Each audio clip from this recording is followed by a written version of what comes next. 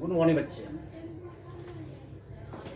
इस agriculture chapter के part 4 में मैं पढ़ाया था अभी कमर्शियल फार्मिंग, लेकिन प्लांटेशन फार्मिंग में नहीं पढ़ा सका। प्लांटेशन फार्मिंग टाइप, वह टाइप मेरे पास आया, बोला कि यार आप तो कमर्शियल फार्मिंग पढ़ा दिए, मेरे बारे में कब बोलिएगा, मेरी विशेषता when you teach about future of plantation farming.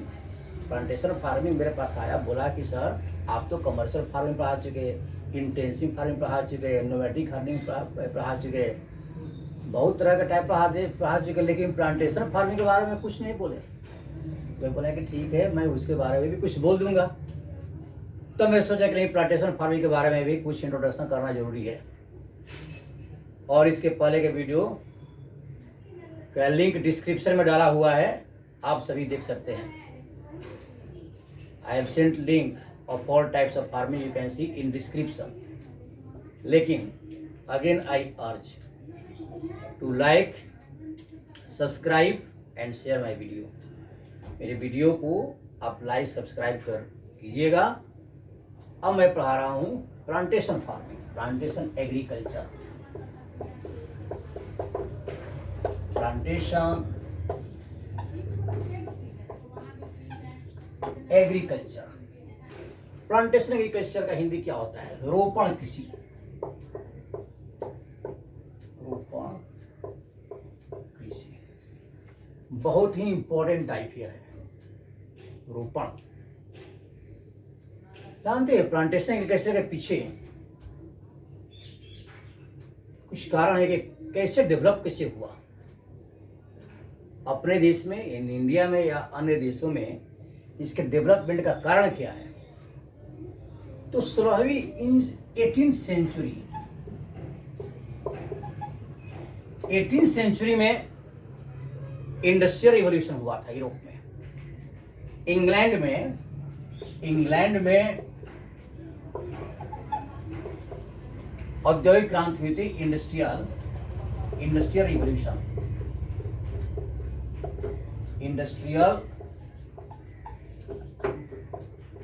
Revolution. तो ये कब हुआ था? 1688 ईस्वी में। In 18th century in England, industrial revolution took place, and this revolution boosted up the plantation agriculture in several parts of the world. विश्व के विभिन्न क्षेत्रों में प्लांटेशन एग्रीकल्चर का डेवलपमेंट हुआ, जो 18th सेंचुरी में इंग्लैंड के इंडस्ट्रियल रिवॉल्यूशन के कारण हुआ, क्योंकि बहुत सारे प्रोडक्ट की आवश्यकता पड़ी। अब यह सबसे पहले एशिया में प्लांटेशन एग्रीकल्चर का डेवलपमेंट हुआ, अफ्रीका में हुआ, लैटिन अमेरिका में हुआ। लैटिन अमेरिका क्या है? साउथ अमेरिका और नॉर्थ अमेरिका का कुछ भाग मिलाकर लैटिन अमेरिका बनाते हैं। तो प्लांटेशन एग्रीकल्चर का डेवलपमेंट, इसकी शुरुआत एशिया, अफ्रीका और लैटिन अमेरिका। इसका मेन कारण है industrial revolution, Europe, in England, in which century? 18th century. तो industrial revolution boost up the plantation agriculture. अब देखिए, जैसे अब देखो, some of European traveled toward different areas of the world. बहुत से कुछ कंट्री में गए, यूरोपियन गए, विजिट किए और वहां प्लांटेशन एग्रीकल्चर की शुरुआत की। जैसे फ्रेंच। अब देखिए, ये फ्रेंच क्या है? फ्रेंच यूरोपियन कंट्री जो फ्रांस है, वहां का लैंग्वेज भी है और वहां के लोगों को बोलते हैं French. French are the people of France and France is the country of Europe. France is a European country. तो फ्रेंच एस्टैब्लिश्ड, अब फ्रेंच जो है, French setup the plantation of cocoa and coffee, cocoa coffee का plantation वे शुरुआत किए। कहाँ किए? Western Africa में, यानी वेस्टर्न अफ्रीकन कंट्री में उन्होंने शुरुआत की कोकोआ और कॉफी का प्लांटेशन। फिर ये तो फ्रेंच किए। ब्रिटिश गवर्नमेंट जो थी, British established coffee and tea plantation, tea gardens, coffee and tea gardens in India. British established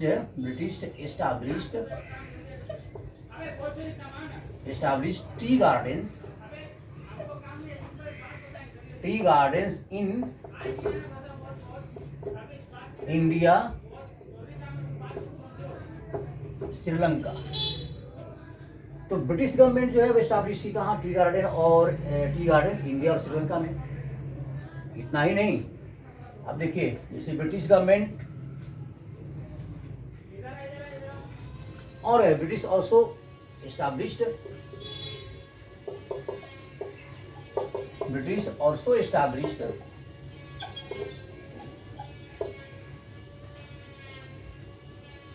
sugar cane where? Malaysia and Indonesia,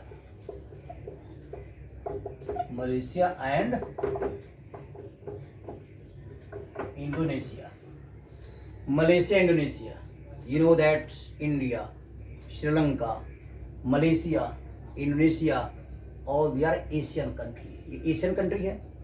तो British government established sugar cane for वे अपने country का develop के लिए, अपने country में यानी England में इन सभी प्रोडक्ट का वहां पर जाए, यानी अपने देश में प्रोडक्ट भेजने के लिए उन्होंने इंडिया में टी प्लांटेशन स्टार्ट किया, टी गार्डन्स। मलेशिया, इंडोनेशिया में शुगर केन, श्रीलंका में भी, यानी बहुत से ऐसे कंट्री में उन्होंने विजिट किया और टी और प्लांटेशन एग्रीकल्चर की शुरुआत की। उसी तरह से डच, आप देखिए डच क्या है? Who are Dutch? Dutch are the people of Netherlands. Dutch कहते हैं पीपल ऑफ नीदरलैंड्स कहाँ है? यूरोप में है। डच यूरोपियन कंट्री एक नीदरलैंड है। नीदरलैंड के लोगों को बोलते हैं डच, और नीदरलैंड का लैंग्वेज भी डच है। तो डच लोग जो है ये, अब डच लोग क्या किए? तो फिलीपींस में उन्होंने शुगर केन एस्टैब्लिश की। The plantation of sugar cane was established in Philippines. तो शुगर केन का प्लांटेशन उन्होंने स्टार्ट की कहां पर? फिलीपींस में। फिलीपींस भी एक एशियन कंट्री है। फिलीपींस जो कि इंडिया के वेस्ट में है, इंडिया के ईस्ट में है। तो शुगर केन की शुरुआत की। इस तरह से यूरोपियन जो है बहुत क्षेत्रों में जाकर, जैसे अब बहुत से यूरोपियन फिर ब्राजील में गए। ब्राजील कहाँ है? तो ब्राजील साउथ अमेरिका में है। ब्राजील में उन्होंने कॉफी की शुरुआत की। Coffee plantation was set up in Brazil by so many Europeans. British भी गए, फ्रेंच भी गए, कभी पुर्तगीज गए, फिर डच भी गए। तो इस तरह से सो मेनी यूरोपियंस से visited to Brazil, South American country, और वहाँ पर बहुत से प्लांटेशन स्टार्ट किए। You know that Brazil is the richest country in the production of coffee. सबसे अधिक कॉफी जो है, कॉफी का प्रोडक्शन ब्राजील में होता है।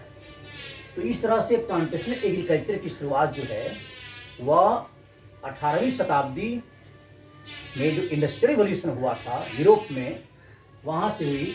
और विभिन्न कंट्री में, एशियन कंट्री में, कुछ अफ्रीकन कंट्री में यह प्लांटेशन एग्रीकल्चर डेवलपमेंट हुआ। अब है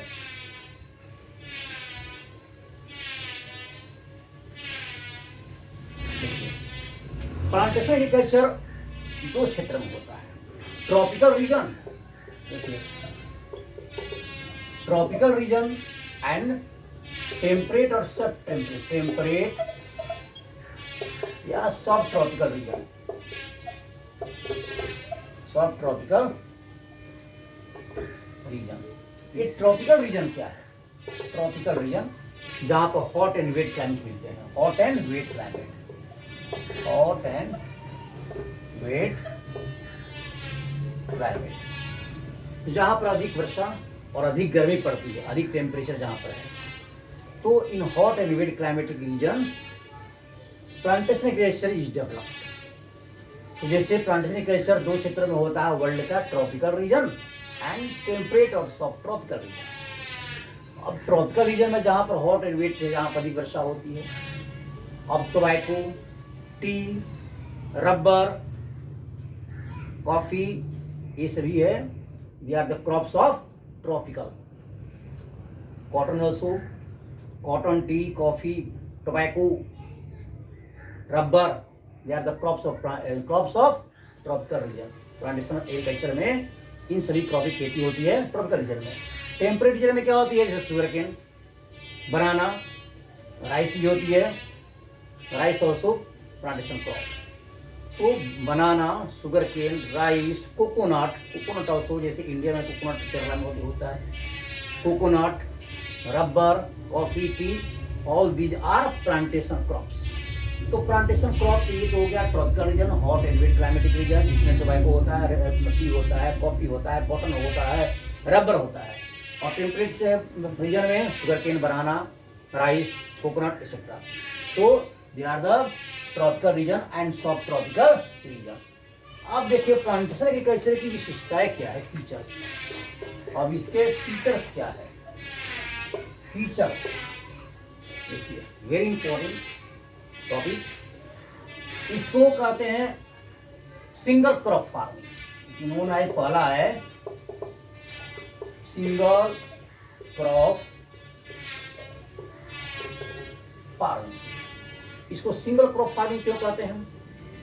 क्योंकि एक बार में एक ही तरह की खेती की जाती है। जैसे मान लीजिए कि बनाना है, अब बनाना जहां पर जो बनाना प्लांटेशन हैं, वो बनाना के साथ दूसरे क्रॉप खेती नहीं होती है। उसी तरह से sugar cane, the plantation of sugar cane is done only sugar cane, not other crops are cultivated. दूसरे शुगर केन के साथ दूसरे क्रॉप खेती नहीं हो सकती है।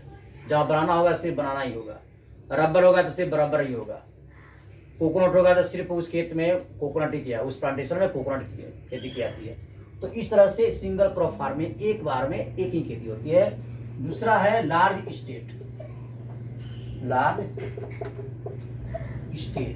स्टेट क्या है? या जागीर, बाउंड्री, प्लांटेशन से होते हैं ना, बड़े बड़े बाउंड्री होते हैं ये। और scatter form, large state in scatter form. Scatter form क्या है? जहां तहां, हियर एंड देयर। प्लांटेशन जो है एक साथ नहीं रहते हैं। जो जागीर जो होता है, जो एरिया, जो बाउंड्री जो दी रहती है, वह एक साथ नहीं रहती है, यानी यहाँ वहाँ, यानी स्कैटरिंग होती है। तो इस तरह से single crop farming, large state. तीसरा क्या है? यह नाउ एक मिनट देखिए, लार्ज स्टेट हो गया। तीसरा है labour intensive farming also, it requires labour as well as machines. This type of farming requires capital, huge capital. That's what is known as capital intensive farming. Huge capital and known as capital intensive. So plantation agriculture is also known as capital intensive agriculture because it requires huge capitals. Without availability of huge capital, it cannot be developed. क्यों? क्योंकि इसके लिए machine चाहिए, labour force चाहिए। क्योंकि machine की आवश्यकता कब होती है? मशीन की आवश्यकता होती है जहाँ पर खेती होती है, जहाँ प्लांटेशन बनते हैं, उसको क्लियर करने के लिए। Land is cleared by removing unwanted materials. तो जो भी प्लांट्स वगैरह होते हैं कुछ ट्री होते हैं, उनको हटाने के लिए वहाँ मशीन की आवश्यकता होती है। फिर बहुत से उसमें केयर करने पड़ते हैं, for taking care, so much care, labour force is also required. तो a variety of works are required for development of plantation agriculture. इसलिए वहाँ पर लेबर फोर्स की आवश्यकता पड़ती है, तो चीप लेबर इज रिक्वायर्ड। तो huge capital as well as labour force also, that's why it is known as labour intensive as well as capital intensive farming. Next इसका फीचर क्या है, वो मैनेजरियल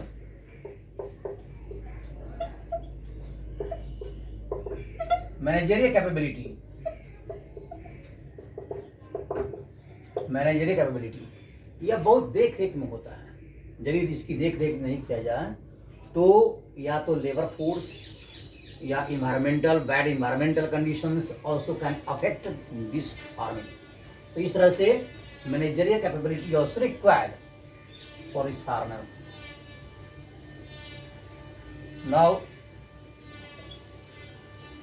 इसका चौथा क्या है, now the fifth feature of this farming after managerial capability, now scientific methods.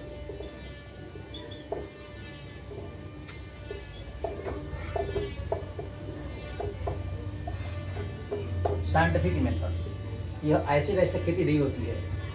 Scientific methods are also urgently required. Plantation यहाँ पर जैसे बनाना खेती की जाती है, शुगर केन की होती है, रबर होता है, कोकोनट होता है, जो भी हो, tobacco, rubber, sugar cane etcetera. तो कैसे होता है, what is the good method for planting the crop की प्लांटिंग कैसे होती है, लेबर फोर्स के कब कब जो है लेबर फोर्स की आवश्यकता होती है, मशीन की आवश्यकता कब होनी चाहिए, उसका इरिगेट कैसे करना चाहिए। तो साइंटिफिक तरीके से मॉडर्न फार्मिंग जो है, scientific methods are required urgently for development of plantation agriculture. तो इस तरह से प्लांटेशन एग्रीकल्चर जो है, दे आर द फीचर्स। इसका इंपॉर्टेंस क्या है, इंपॉर्टेंस है कि through plantation agriculture we produce large amount of coffee, tea, rubber, coconut, they are the commercial crops also. Plantation agriculture also known as commercial agriculture. तो commercial agriculture में plantation agriculture भी आता है, जिसको हम केवल यह it is not food crop, यानी all the crops are sold in the market. यह मार्केट में बेचने की नहीं खेती होती है। जैसे बनाना है, रबर है, कोकोनट है, टोबैको है, शुगर केन है, ये सभी क्रॉप जो है यह मार्केट में बेचने के लिए खेती की है। इस तरह से इसको through this agriculture we get more and more profit. Earning point of view we develop this type of farming. हो गया।